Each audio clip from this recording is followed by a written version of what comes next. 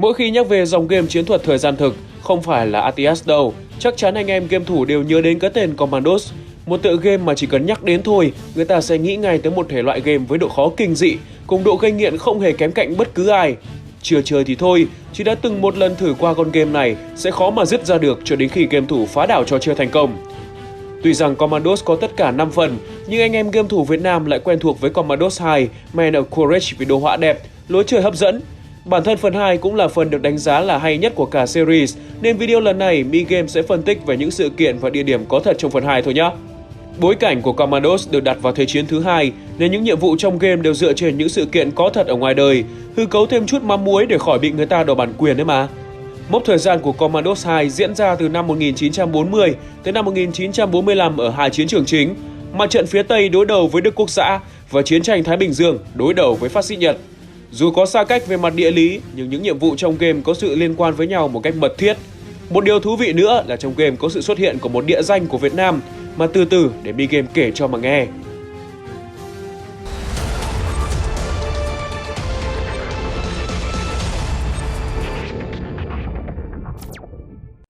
Commandos 2 bắt đầu khi biệt kích Paul Toledo và Natasha Nikochevsky lấy được một cỗ máy Enigma, thiết bị liên lạc tối tân của Đức Quốc xã.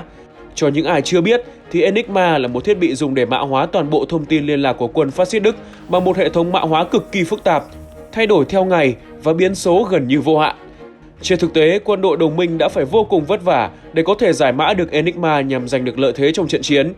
Hành trình giải mã cỗ máy Enigma từng được chuyển thể thành phim với cái tên The Imitation Game, với sự tham gia của Benedict Cumberbatch trong vai Alan Turing, cha đẻ của ngành khoa học máy tính. Không có ông, chúng ta chắc cũng không có game mà chơi đâu. Nhiệm vụ đầu tiên và thứ hai của Commandos 2 lấy bối cảnh tại cảng La Pallice thuộc La Rochelle ở Pháp, nơi đội biệt kích phải tìm cách xâm nhập vào căn cứ hải quân của Đức tại đây. Đây là một địa danh đầy tính lịch sử, không chỉ ở chiến tranh thế giới thứ hai mà cả trong quá khứ khi cuộc chiến Anh-Pháp vào thế kỷ 17 cũng từng diễn ra ở đây. Cuộc chiến tranh Anh-Pháp về bản chất là một cuộc chiến tranh tôn giáo, khi những người Pháp thuộc giáo hội cải cách kháng cách, cách gọi dễ hiểu hơn là Tân giáo, với sự hậu thuẫn của nước Anh xung đột trực tiếp với chế độ quân chủ chuyên chế của nước Pháp thời bấy giờ. Tuy nhiên, cuộc chiến càng lúc càng chênh lệch và trận vây hãm La Rochelle chính là kết thúc của cuộc chiến khi những kẻ nổi dậy chấp nhận đầu hàng, một địa danh đẫm máu. Khi người Pháp thất thủ vào năm 1940, hơn 6.000 quân Ba Lan đã đến đây nhằm mục đích sơ tán đến đảo Anh để tiếp tục chiến đấu. Cho đến khi phe phát xít chiếm cứ được Pháp, cảng La Pallice là nơi tập trung của các U-boat, tàu ngầm quân sự tiên tiến và đáng sợ nhất của Đức trong Thế chiến.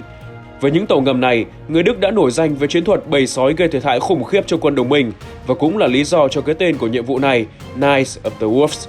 Nhiệm vụ chính của nhóm biệt kích chính là đánh cắp cỗ máy Enigma cùng bảng hướng dẫn sử dụng.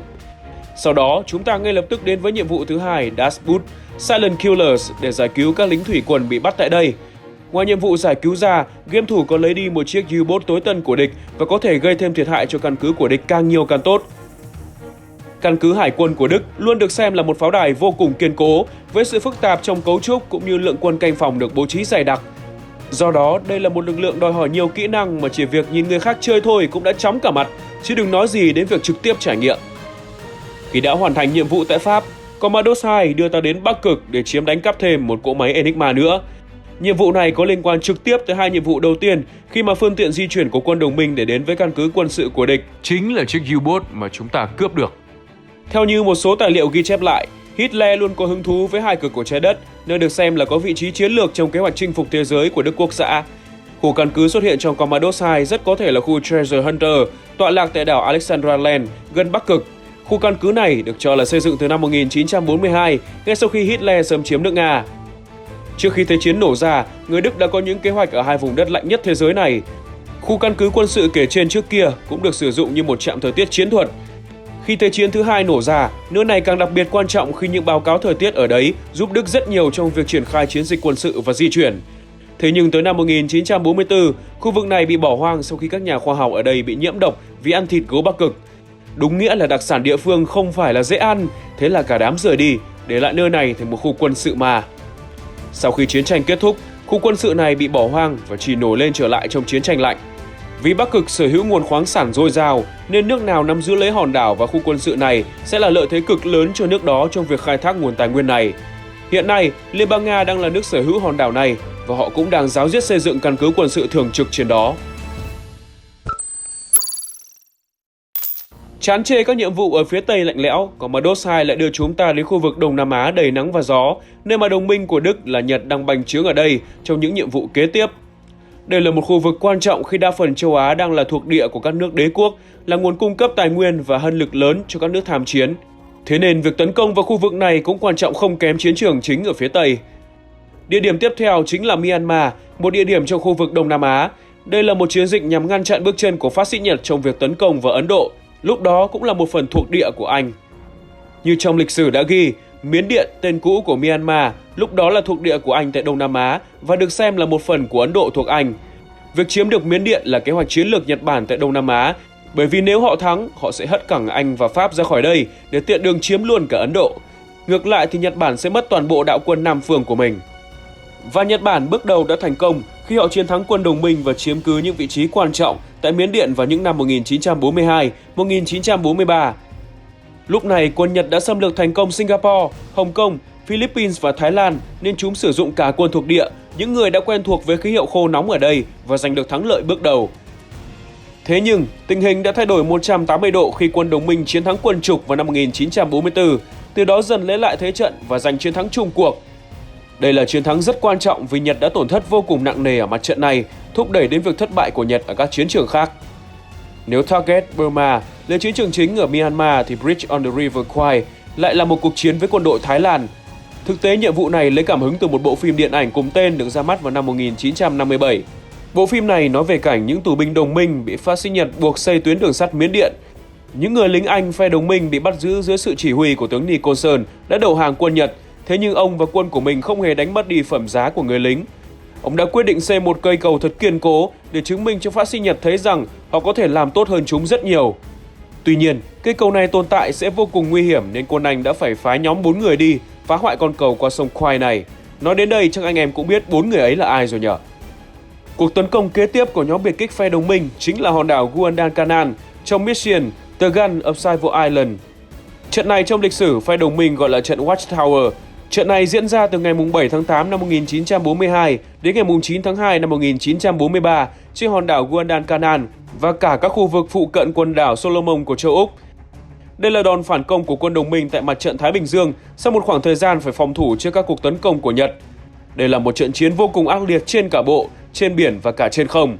Vì đây là một trong những sân bay trọng yếu mà quân Nhật đã xây dựng nên nó được bảo vệ vô cùng nghiêm ngặt với hệ thống pháo súng đầy đủ. Nhiệm vụ của nhóm biệt kích chính là giải thoát cho tay phi công, phá hủy các khẩu pháo súng và rời đi một cách an toàn.